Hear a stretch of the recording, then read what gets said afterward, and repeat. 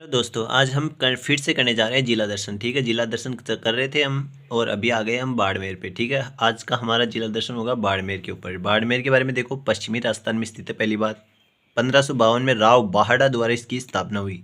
यह जोधपुर संभाग का हिस्सा है।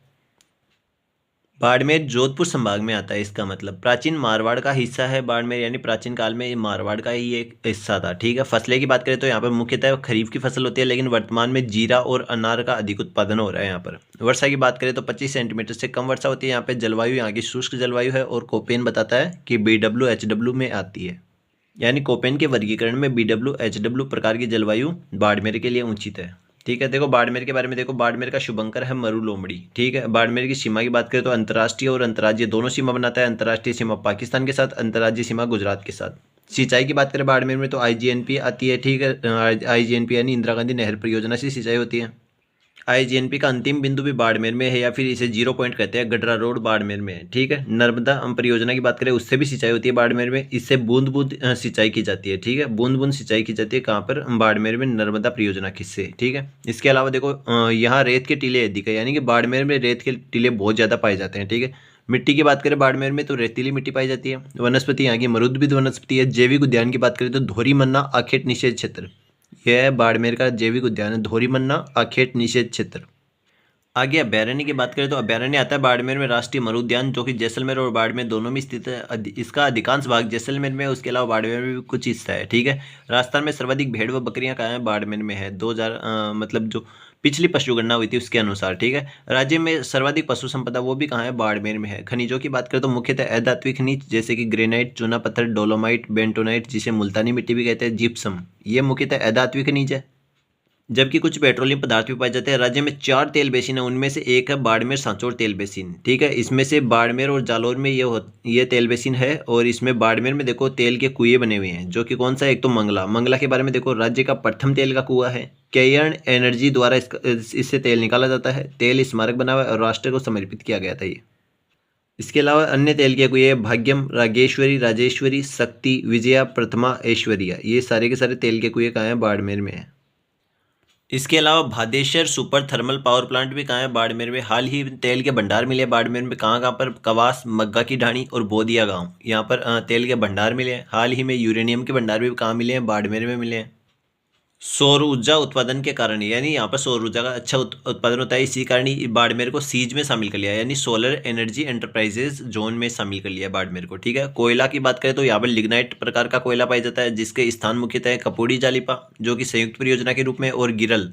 ठीक है, लिग्नाइट कोयले की बात करें तो इन स्थानों पर लिग्नाइट आधारित ताप परियोजना कहाँ कहाँ पर? कपूड़ी जालिपा और गिरल पर ताप आधारित लिग्नाइट परियोजना है, यानी लिग्नाइट कोयले से ताप के द्वारा ऊर्जा बनाने की परियोजना यहाँ पर चलाई जा रही है। गिरल की बात करें तो थुम्बली गांव में है, पहली बात। तो दूसरा, यह गैसीयकरण परियोजना पर आधारित है। विद्युत उत्पादन यहाँ पर कौन कर रहा है? राजस्थान विद्युत उत्पादन निगम लिमिटेड कर रही है विद्युत उत्पादन। ठीक है, बाड़मेर की जूतिया प्रसिद्ध है। इसके अलावा मुन्नाबाव रेलवे स्टेशन की बात करें तो भारत पाकिस्तान के बीच रेल परिवहन का ये रेलवे स्टेशन है, मुन्नाबाव रेलवे स्टेशन से होता है। ठीक है, वर्तमान में यह बंद पड़ा है। पाकिस्तान के द्वारा अपने क्षेत्र में पर्यटन ट्रेन संचालित है, यानी मुन्नाबाव रेलवे स्टेशन जहाँ पर पाकिस्तान में प्रवेश करता है, तो वहाँ से पाकिस्तान अपने लिए पर्यटन ट्रेन संचालित कर रहा है, जो कि अब भारत में बंद पड़ी है।